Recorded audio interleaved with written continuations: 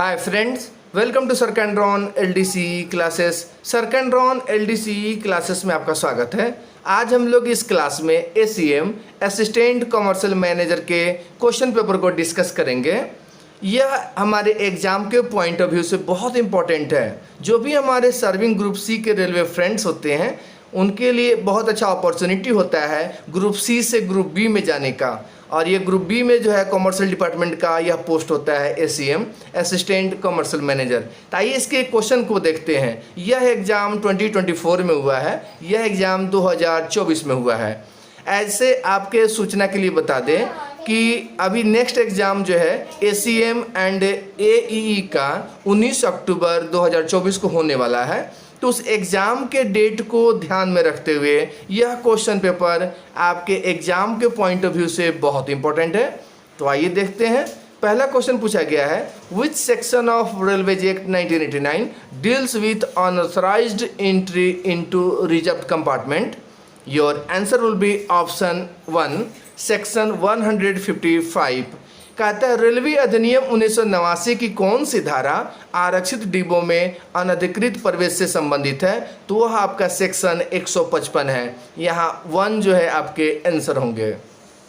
Question number second पूछा गया है, which section of the railways Act 1989 deals with miss declaration of goods?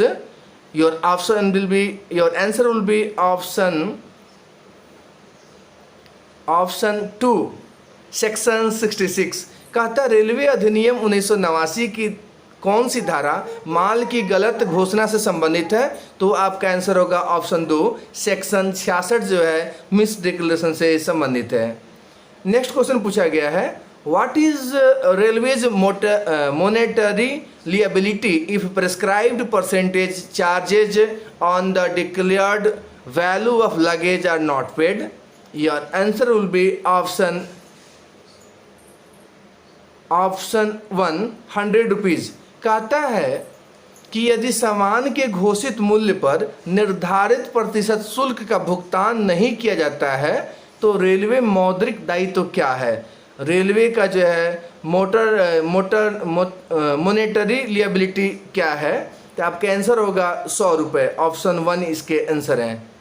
Next question पूछा गया है, what is the marginal allowances granted for luggage in addition to free allowances for each passenger by AC2 tier?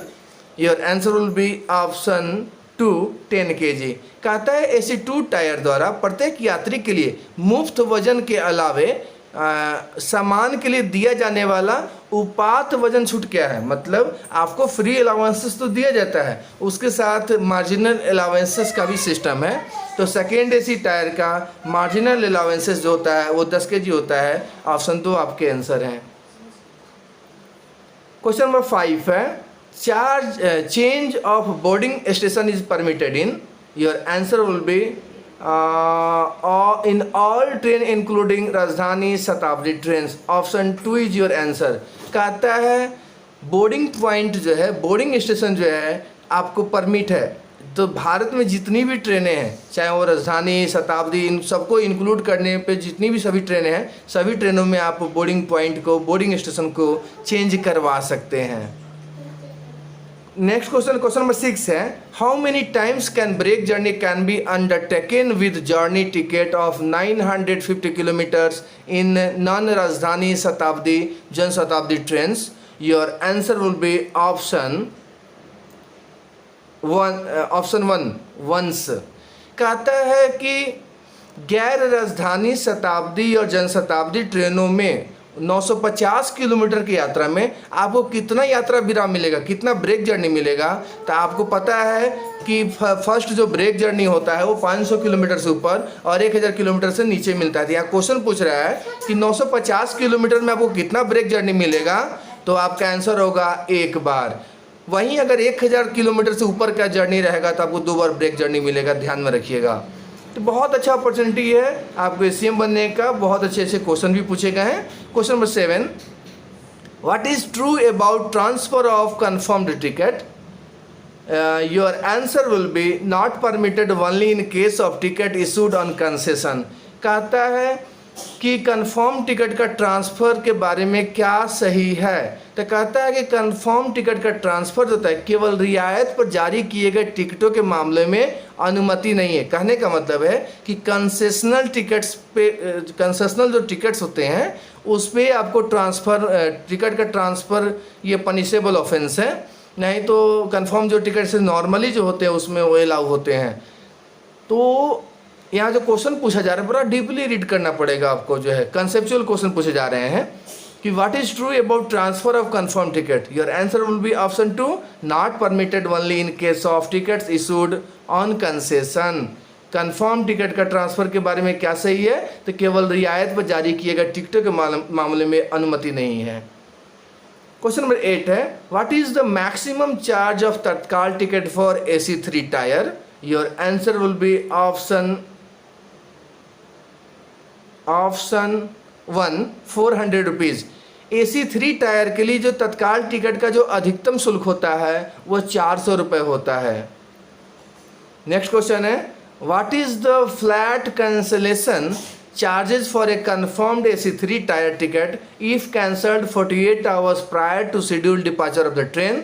Your answer will be option 2, 180 rupees. कहता है कि confirm AC3 tyre का ticket है और उसको हम 48 घंटे से पहले कैंसिल कराते हैं तो उसमें कितना कैंसिलेशन चार्ज लगेगा। तो अगर AC टायर का कंफर्म टिकट है और उसको 48 आवर से पहले अगर आप कैंसिल कराइएगा तो उस पर कैंसिलेशन चार्ज जो है 180 रुपये लगेंगे। ऑप्शन 2 आपके आंसर हैं। क्वेश्चन नंबर 10 है, which of the flowing is not provided in the distribution of reserve accommodation in a train. According to option, your answer will be option 3, children quota. कहता है कि देखिए एक ट्रेन में जो आरक्षित जो कोचेज होते हैं, रिजर्व जो एकोमोडेशंस होते हैं वो सीनियर सिटीजन के लिए होता है, आपको लेडीज़ कोटा होता है, आपको डिफेंस कोटा होता है, लेकिन चिल्ड्रेन कोटा नहीं होता है। इसीलिए जो यहाँ क्वेश्चन पूछा जा रहा है इसके अनुसार इसका आंसर होगा चिल्ड्रेन कोटा। ये रिजर्व एकोमोडेशन बच्चों के लिए नहीं होता है। क्वेश्चन नंबर 11 है, which one of the flowing is not true about UTS on mobile paperless services. According to option, your answer will be option 3, journey should be commence within 4 hours of booking. कहता है इनमें से कौन सा UTS on mobile paperless service के बारे में सही नहीं है। तो सही नहीं है तो सबसे पहले जान ले कि सही क्या क्या है। तो कहता है GPS लोकेशन के बिना कोई टिकट बुक नहीं कर सकते हैं, सही बात है। UTS ऑन मोबाइल टिकट पे जब आप टिकट बुक करने जाते हैं तो आपको GPS लोकेशन होना अनिवार्य होता है। सेकेंड है कि जब एक बार आप टिकट बुक कर लेते हैं तो कहता है एक बार बुक किए गए टिकट को रद्द नहीं किया जा सकता, मतलब टिकट बुक कर लिए तो आपको यात्रा करनी ही करनी है।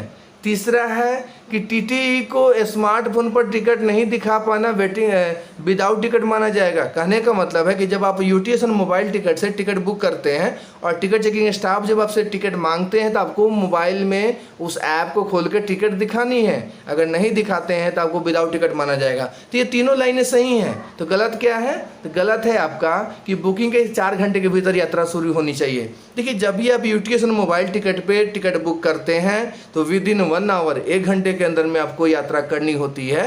यह यहाँ जो ऑप्शन 3 है ये गलत दिया गया है।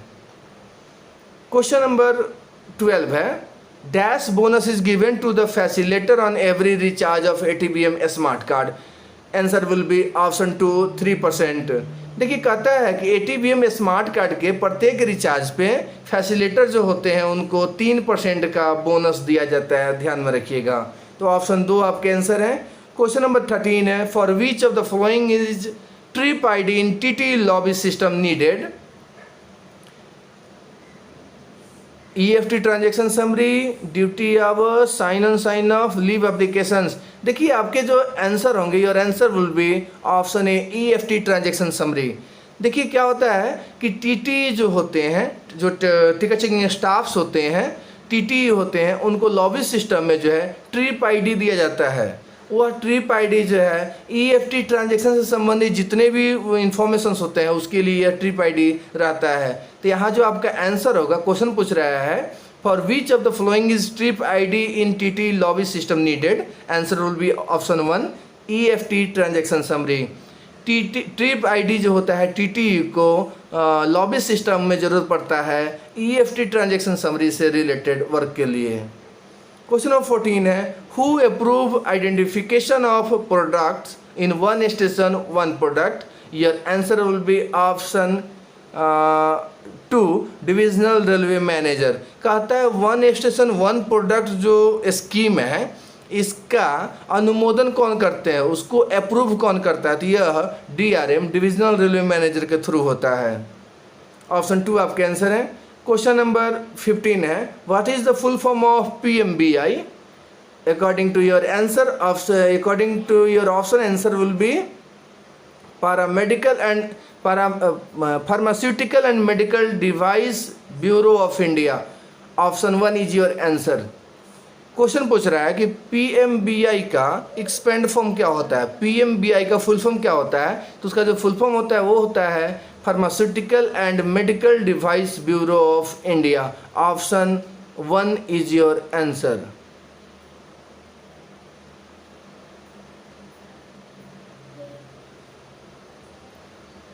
नेक्स्ट क्वेश्चन नंबर 16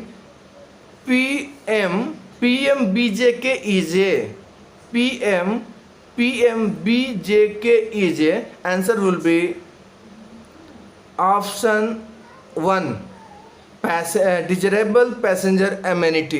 देखिए PMBJK क्या है? तो यह एक डिजरेबल पैसेंजर एमेनिटी है। एमिनिटीज़ क्या होते हैं? तो देखिए कोई भी जब स्टेशन शुरू होता है तो वहाँ पे कुछ मिनिमम इसेंशियल एमिनिटीज़ होते हैं, कुछ डिजरेबल इम्यूनिटीज़ होते हैं, ठीक है ना। तो ये पूछ रहा है कि PMBJK जो है कैसा एमिनिटी है? तो यह डिजरेबल पैसेंजर एमिनिटी होता है। इस पर वीडियोज़ बने हैं, आप सरकैंड्रॉन LDCE क्लासेस के यूट्यूब चैनल पर जाके देख सकते हैं। तो PMBJK क्या है? एक डिजरेबल पैसेंजर एमिनिटी है। ऑप्शन 1 आपके आंसर हैं। क्वेश्चन नंबर 17 है what is the annual passenger earnings criteria for deciding NSE2 stations apart from other criteria? Your answer will be option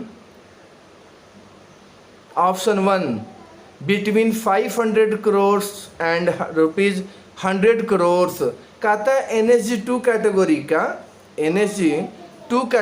का जो स्टेशंस होता है उसका जो अर्निंग्स होगा वो 500 करोड़ से लेके 100 करोड़ के बीच का होता है। कहने का मतलब 100 करोड़ से ज़्यादा होता है और 500 करोड़ से कम का होता है। ऑप्शन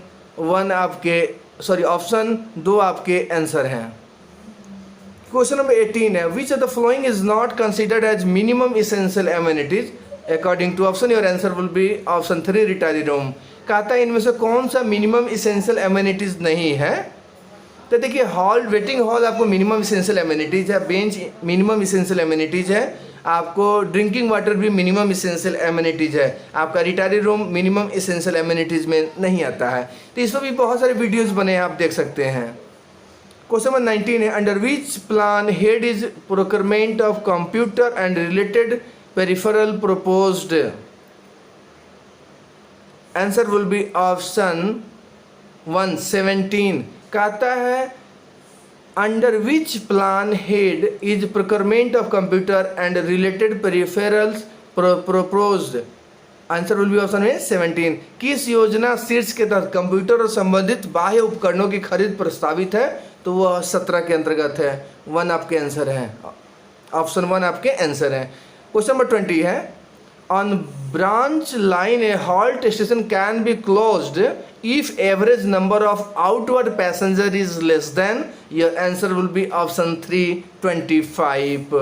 कहता है कि ब्रांच लाइन स्टेशन पे अगर आउटवर्ड पैसेंजर्स की संख्या 25 से कम होता है तो वह हॉल्ट स्टेशन बंद कर दिया जाएगा। तो इससे भी रिलेटेड बहुत सारे वीडियोस बने हुए हैं, आप उसको देख सकते हैं।